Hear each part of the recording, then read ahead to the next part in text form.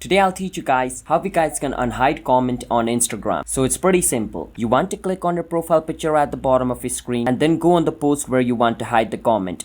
So there's a comment on this post, as you guys can see, by Witchy Kevin. So I'm going to click on view all comment, which is going to allow me to see all the comment which is on the post. And if I want to hide any one of the comment, I can click on hide right below the comment, which is going to be right beside reply. So I'm going to hide this comment hahaha by Witchy Kevin. If I click on hide, his comment will be hidden. Now if I want to unhide his comment, it's also pretty simple. I need to click on view all comment, and once I'm inside view all comment, at the bottom it is going to show me view hidden comment. Once I click on this option, it is going to show me this. Over here right below the message, there's an unhide button. I need to click on it and click on unhide, and the message will be unhidden. So that is how you guys can hide and unhide comments on Instagram. It's that simple. And if you hide a comment, only you will be able to see. If you unhide the comment, every single person who sees the post will be able to see the comment.